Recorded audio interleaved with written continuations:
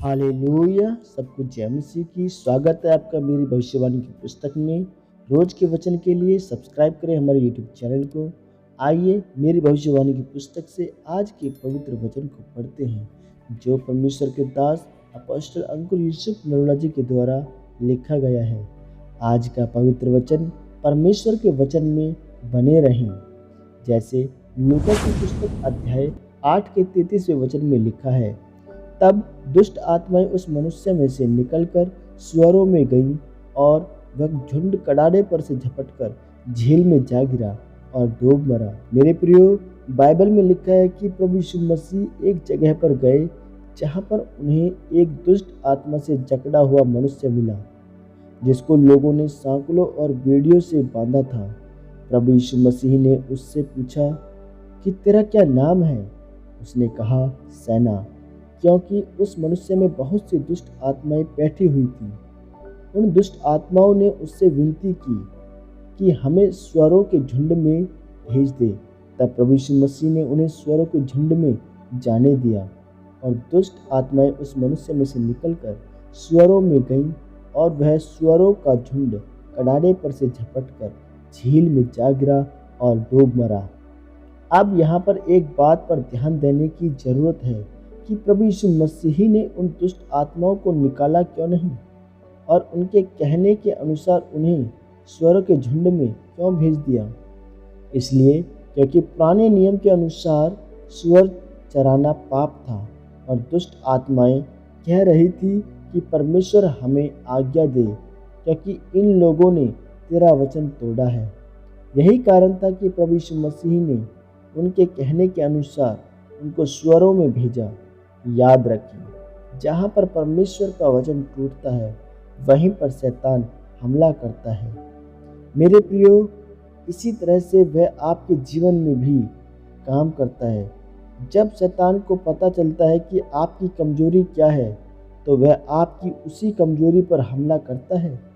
जब आप अपने व्यापार में झूठ बोलते हैं, रिश्वत लेते हैं, तो शैतान काम करता है।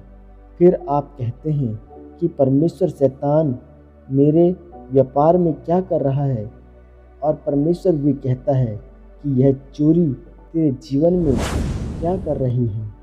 मेरे प्रियो, अगर आप वचन में रहेंगे तो शैतान भी आपके जीवन में नहीं आना चाहेगा। जब आप प्रभु यीशु मसीह को ग्रहण करके बपतिस्मा लेते हैं तो आपके अंदर पवित्र आत्मा का वास रहता है। फिर शैतान आपके जीवन में हमला नहीं कर पाता। जब आप बाइबल में याकूब के 12 पुत्रों के बारे में पढ़ेंगे तो लिखा है कि उसका जेठा पुत्र रूबेन अपने पिता से आशीष लेने से वंचित रह गया। वह उसके साथ उसके पाप के कारण हुआ। इसलिए परमेश्वर के वचन में लिखा है कि अपने शरीर की लालसाओं और अभिलाषाओं को क्रूस पर चढ़ा दो। लेकिन अगर आप अय्यूब के बारे में पढ़ें तो लिखा है कि परमेश्वर ने शैतान से कहा कि अय्यूब जैसा धर्मी और कोई नहीं है। शैतान ने उत्तर देकर कहा कि परमेश्वर तूने उसके चारों ओर बाड़ा लगाया है, जिस कारण मैं उसके पास नहीं जा सकता। मेरे प्रियो, एक वचन पर चलने वाले और वचन पर ना चलने वाले व्यक्ति में यही अंतर है। अय्यूब परमेश्वर के वचनों पर चलने वाला और उसकी विधियों को मानने वाला व्यक्ति था, इसलिए उसके जीवन में काम करने के लिए शैतान को परमेश्वर से आज्ञा लेनी पड़ी।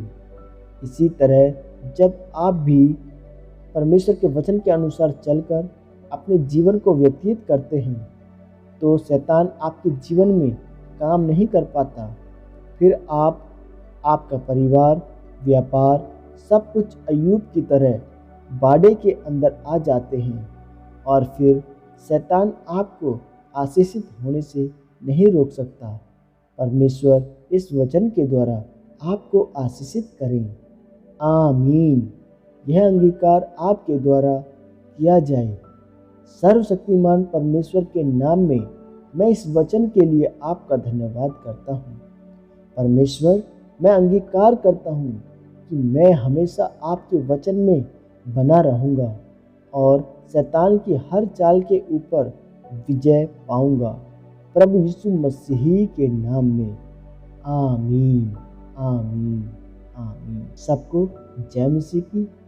मेरा विश्वास है कि आज आप सब इस वचन के द्वारा आशीषित हुए हैं।